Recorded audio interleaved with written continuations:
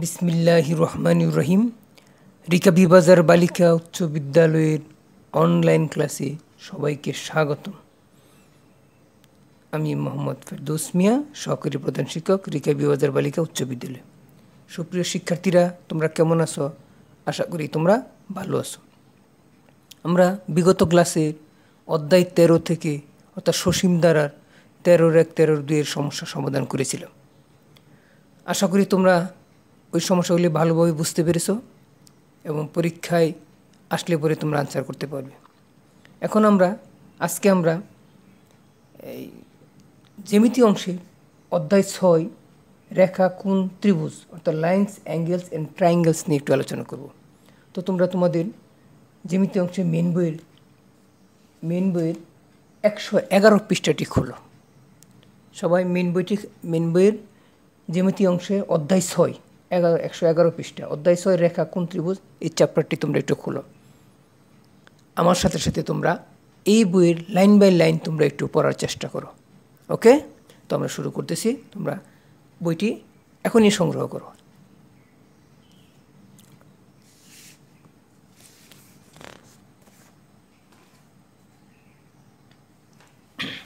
তো এই পাঠ শেষে আমরা স্থান, তল, রেখা ও বিন্দু ধারণা লাভ করতে পারব। স্থান, তল, রেখা ও বিন্দু ধারণা লাভ করতে পারব এবং পৃষ্ঠা নাম্বার 111 থেকে 118 পৃষ্ঠা। তো সুপ্রিয় শিক্ষার্থীরা, তোমরা নিশ্চয় বইটি পেয়েছো হাতে। এখন তোমরা লক্ষ্য করো, আমরা এটা বোঝার একটু চেষ্টা করি।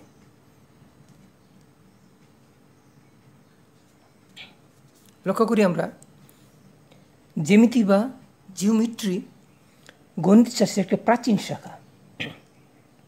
জিওমেট্রি শব্দটি গ্রিক জিও, ভূমি, আর্থ ও মেট্রন, পরিমাপ শব্দের সমন্বয়ে তৈরি। তাই জ্যামিতি শব্দের অর্থ ভূমির পরিমাপ। এটা আমরা ছোটো ক্লাসে শিখেছি। তো যাই হোক, আনুমানিক খ্রিস্টপূর্ব 300 অব্দে গ্রিক পণ্ডিত ইউক্লিড জ্যামিতির ইতস্তত বিক্ষিপ্ত সূত্রগুলোকে বিধিবদ্ধভাবে সুবিন্যস্ত করে তার বিখ্যাত গ্রন্থ এলিমেন্টস রচনা করেন। তাহলে তার বিখ্যাত গ্রন্থের নাম কি? এলিমেন্টস। দেখো শিক্ষার্থীরা, এলিমেন্টস রচনা করে 13 খণ্ডের সম্পূর্ণ কালোত্তীর্ণ এই গ্রন্থটি আধুনিক জ্যামিতির ভিত্তিস্বরূপ। তাই অর্থাৎ এই গ্রন্থটি আধুনিক জ্যামিতির ভিত্তিস্বরূপ। তাহলে আমরা একটু পৃষ্ঠা একটু উল্টাই, তোমরা একটু লক্ষ্য করো। এরপর আসছে স্থান, তল, রেখার বিন্দু ধারণা, তার মানে concept of speech, surface, line and points. তো আমরা লক্ষ্য করি,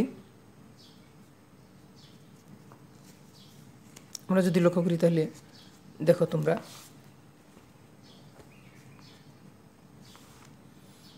এখানে কি আসছে?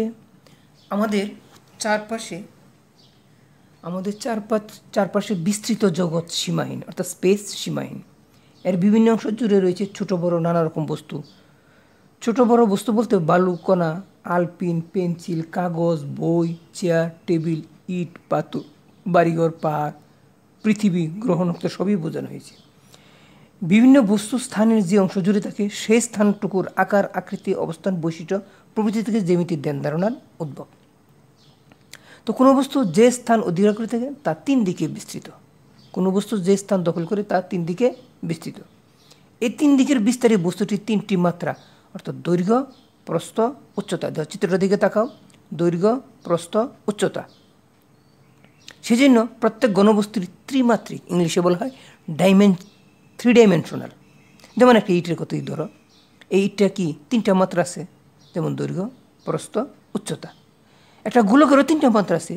এই 3 মাত্রার ভিন্নতা স্পষ্ট বোঝা না গেলেও একে দৈর্ঘ্য, প্রস্থ, উচ্চতা বিশিষ্ট খণ্ডেও বিভক্ত করা যায়। তো ঘনবস্তুর উপরিভাগটা একটা তল, কিন্তু লক্ষ্য করো, এই যে ঘনবস্তুর উপরিভাগটা একটি তল। তল আসলে কি? যার দৈর্ঘ্য আছে, প্রস্থ আছে, কিন্তু উচ্চতা নেই, তাকে বলা হয় তল। অর্থাৎ তল হলো দ্বিমাত্রিক, অর্থাৎ 2 ডাইমেনশনাল। এর শুধু দৈর্ঘ্য, প্রস্থ আছে, কোনো উচ্চতা নেই। তো একটা বাক্সের 2টা মাত্রা ঠিক রেখে তৃতীয় মাত্রা ক্রমশ হ্রাস করে শূন্য পরিণত করলে 62 পৃষ্ঠবিশেষ মাত্রা অবস্থিত থাকে। এভাবে ঘনবস্তু থেকে তলের ধারণা আসা যায়। যেমন মনে করো এটা একটা ত্রিমাত্রিক বস্তু। এখন এর দুইটা মাত্রা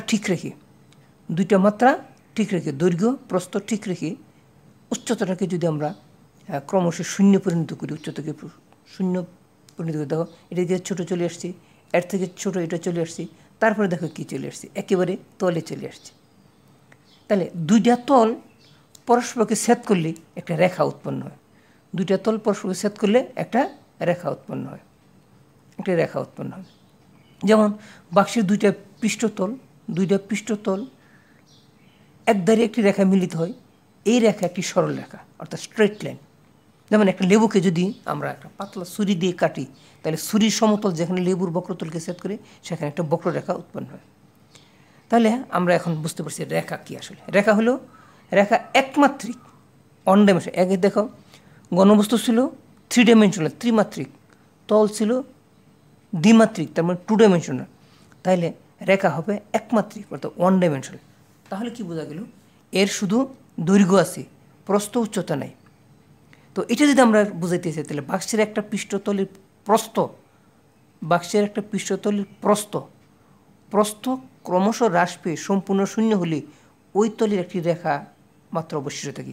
এভাবে তলের ধারণা থেকে রেখার ধারণা আসা যায়। তাহলে আমরা কি বুঝতে পারলাম, দুটি রেখা পরস্পর ছেদ করলে বিন্দুর উৎপত্তি হয়। তাহলে আমরা বুঝতে পারছি দুইটা রেখা পরস্পর ছেদ করলে, লক্ষ্য করো, দুটি রেখা পরস্পর ছেদ করলে বিন্দুর উৎপত্তি হয়, অর্থাৎ দুটি রেখার ছেদস্থান দিয়ে দ্বারা নির্দিষ্ট হয়। বাক্সের দুইটা দ্বার যেমন বাক্সের এক কোণে একটা বিন্দুতে মিলিত হয়। বিন্দুর দৈর্ঘ্য প্রস্থ উচ্চতা নেই, শুধু অবস্থান আছে। তাহলে বিন্দু আমরা কী বুঝতে পারলাম, বিন্দু দৈর্ঘ্য প্রস্থ উচ্চতা কিছুই নেই, শুধু অবস্থান আছে। যেমন এই যে আমি একটু ফোঁটা দিলাম, এটা একটা বিন্দু। তো একটি রেখার দৈর্ঘ্য ক্রমশ হ্রাস পেলে অবশেষে একটি বিন্দুতে পর্যবসিত হয়। এই বিন্দুকে শূন্য মাত্রার সত্তা বলে গণ্য করা হয়। এটা একটা অবজেক্টিভ থাকতে পারে। বিন্দুকে শূন্য মাত্রার সত্তা বলে গণ্য করা হয়। এবার আমরা আসছি ইউক্লিডের স্বীকার্য। ইউক্লিড তার এলিমেন্টস গ্রন্থে প্রথম খণ্ডের শুরুতেই বিন্দু, রেখা ও তলের যে সংজ্ঞা উল্লেখ করেছেন তাও আধুনিক দৃষ্টিভঙ্গি অনুসারে অসম্পূর্ণ। ইউক্লিড প্রদত্ত কয়েকটি বর্ণনা নিম্নরূপ, যেমন যার কোনো অংশ নাই তাই বিন্দু, রেখার প্রান্তবিন্দু নাই, যার কেবল দৈর্ঘ্য আছে কিন্তু প্রস্থ উচ্চতা নাই তাই রেখা, যে রেখার উপরিস্থিত বিন্দুগুলো একই বরাবর থাকে তাই সরলরেখা, যার কেবল দৈর্ঘ্য প্রস্থ আছে তাই তলের প্রান্ত হলো রেখা, যে তলের সরলরেখাগুলো তার উপর সমভাবে থাকে তাই সমতল। তাই লক্ষ্য করলে দেখা যায় এই বর্ণের অংশ দৈর্ঘ্য প্রস্থ সমভাবে ইত্যাদি শব্দগুলো অসংজ্ঞায়িতভাবে গ্রহণ করেছে। ধরে নেওয়া হয়েছে এগুলো সম্পর্কে আমাদের প্রাথমিক ধারণা রয়েছে। এসব ধারণার উপর ভিত্তি করে বিন্দু, সরলরেখা, সমতলের ধারণা দেওয়া হয়েছে। বাস্তবিকপক্ষে যে কোনো গাণিতিক আলোচনায় এক বা একাধিক প্রাথমিক ধারণা স্বীকার করে নিতে হয়। ইউক্লিড এগুলোকে স্বতঃসিদ্ধ বলে আখ্যায়িত করেন। ইউক্লিড এগুলোকে অ্যাক্সিওমস, স্বতঃসিদ্ধ বলে আখ্যায়িত করেন। ইউক্লিডের কয়েকটি স্বতঃসিদ্ধ আমরা দেখি। এখানে স্বতঃসিদ্ধগুলি দেখো, লক্ষ্য করে, স্বতঃসিদ্ধগুলো প্রমাণের দরকার নাই, এগুলা এমনিতেই সত্য বলে ধারণা করতে হয়। যেমন যে সকল বস্তু একই বস্তুর সমান সেগুলো পরস্পর সমান। 2 নম্বর, সমান বস্তুর সাথে সমান বস্তু যোগ করে যোগফল সমান। সমান বস্তু থেকে সমান বস্তু বিয়োগ করা হলে বিয়োগফল সমান। 4 নম্বর, যা পরস্পর সাথে মিলে যায় তা পরস্পর সমান। পূর্ণতার অংশের চেয়ে বড়। এগুলো হলো ইউক্লিডের কি স্বতঃসিদ্ধ। ইউক্লিডের স্বতঃসিদ্ধ। আমরা এবার পৃষ্ঠাটা উল্টে, তোমরা একটু পৃষ্ঠাটা উল্টে যাও, তাহলে আমরা দেখতে পাচ্ছি কি, এবার আমরা লক্ষ্য করব যদি আমরা তাকাই, আধুনিক জ্যামিতিতে বিন্দু, সরলরেখা, সমতলকে প্রাথমিক বিন্দুর ধারণা হিসেবে গ্রহণ করে এদের কিছু বৈশিষ্ট্যকে স্বীকার করে নেওয়া হয়। এই স্বীকৃত বৈশিষ্ট্যগুলিকে জ্যামিতিক স্বীকার্য বলা হয়। তাহলে প্রশ্নতে জ্যামিতিক স্বীকার্য কি? ইংলিশে বলে পোস্টুলেটস। যেমন স্বীকার্য 1, স্বীকার্য 2, স্বীকার্য 3, স্বীকার্য 4, স্বীকার্য 5। এই 5টি স্বীকার্য তোমরা একটু মনে রাখার চেষ্টা করবে। তো এবার আসছি আমরা প্লেন জিওমেট্রি, যেটাকে বলা হয় সমতল জ্যামিতি। সমতল জ্যামিতি তো আমাদের কি আসছে স্বীকার্য 1, তারপরে আসছে আমাদের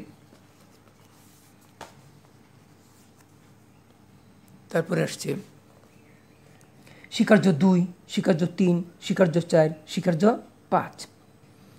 তো এখানে যেটা বলছিলাম সেটা স্বীকার্য 1 থেকে স্বীকার্য 5কে আপতন স্বীকার্য বলা হয়। প্রশ্ন হইতে পারে আপতন স্বীকার্য কাকে বলে? স্বীকার্য 1 থেকে স্বীকার্য 5কে আপতন স্বীকার্য বলে।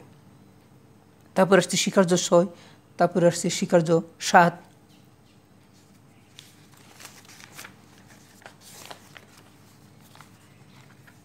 তারপরে আসছে স্বীকার্য 8, তারপরে আসছে স্বীকার্য 6কে দূরত্ব স্বীকার্য। স্বীকার্য 6কে দূরত্ব স্বীকার্য, এটা খুবই ইম্পর্টেন্ট। দূরত্ব স্বীকার্য। স্বীকার্য 7কে রুলার স্বীকার্য। স্বীকার্য 8কে রুলার স্থাপন স্বীকার্য বলা হয়। তাহলে এই যে আমরা কতটি সংজ্ঞা শিখলাম, এগুলো আমাদের মনে রাখতে হবে। ঠিক আছে, এগুলি মনে রাখতে হবে। আর প্রুফ অফ ম্যাথমেটিক্যাল সিস্টেম, অর্থাৎ এখানে যে সমতল জ্যামিতি কাকে বলা হয় এটাও একটা সংজ্ঞা এখানে দেওয়া আছে, একটু তোমরা পড়ে নেবে। এখান থেকে বলেছে জ্যামিতির যে শাখায় একই সমতলে অবস্থিত বিন্দু, রেখা এবং এদের সঙ্গে সম্পর্কিত বিভিন্ন জ্যামিতিক সত্তা সম্পর্কে আলোচনা করা হয় তাকে সমতল জ্যামিতি বলি, অর্থাৎ প্লেন জিওমেট্রি বলি।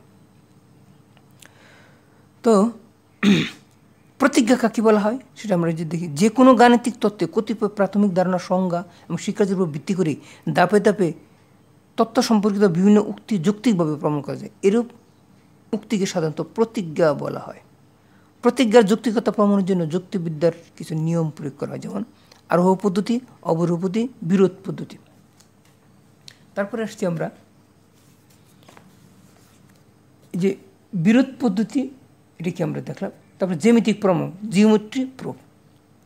তো আমরা জ্যামিতিক উপপাদ্যের প্রমাণে সাধারণত নিম্নোক্ত ধাপগুলি থাকে, যেমন 1 সাধারণ নির্বাচন, 2 চিত্র ও বিশেষ নির্বাচন, 3 প্রয়োজনীয় অঙ্কনের বর্ণনা এবং প্রমাণের যুক্তির ধাপগুলো।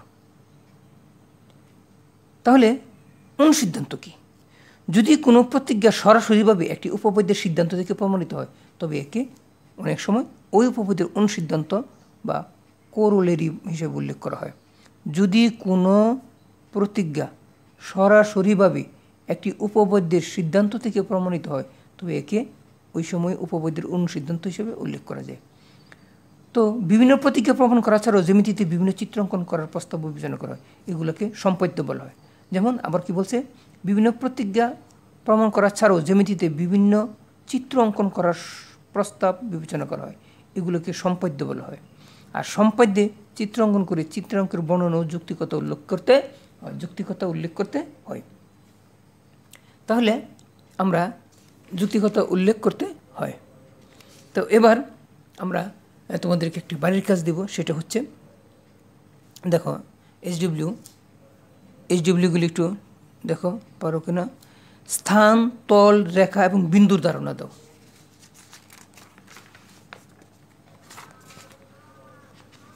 তারপরে আসছে ইউক্লিডের 5টি স্বীকার্যের বর্ণনা করো, 5টি আপতন স্বীকার্য বর্ণনা করো, দূরত্ব স্বীকার্যটি বর্ণনা করো, রুলার স্বীকার্যটি বর্ণনা করো, সংখ্যা রেখা বর্ণনা করো, রুলার স্থাপন স্বীকার্যটি বর্ণনা করো এবং পরস্পরচ্ছেদী সরলরেখ ও সমান্তরাল সরলরেখার সংজ্ঞা দাও। তাহলে আমাদের এই মোটামুটিভাবে 111 পৃষ্ঠা থেকে 118 পৃষ্ঠা এই অংশগুলি আজকে তোমাদের বাসায় পড়াশোনা করবে। তারপরে আমরা আরেকটু আগাবো আমাদের পরবর্তী ক্লাসে কি থাকবে। পরবর্তী ক্লাসে এই বাড়ির কাজের পাশাপাশি তোমরা 118 পৃষ্ঠা থেকে তোমরা 128 পৃষ্ঠা পর্যন্ত 118 পৃষ্ঠা থেকে 128 পৃষ্ঠা পর্যন্ত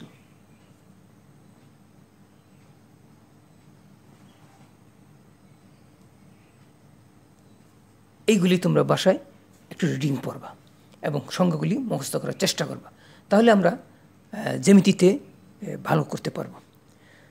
তো সুপ্রিয় শিক্ষার্থীরা, আজকে আমরা যেই যেই ক্লাসটা আমরা নিলাম সেটা পুরোটাই বইয়ের উপর। বই থেকে পৃষ্ঠা নম্বর বলে দিলাম 111 থেকে 118 পৃষ্ঠা। এগুলো তোমরা বাসায় ভালোভাবে পড়াশোনা করবে। তো তোমরা ভালো থাকো, সুস্থ থাকো, নিরাপদে থাকো, এই আশাবাদ ব্যক্ত করে আজকের মতো এখানে বিদায় নিচ্ছি। খুদা হাফেজ।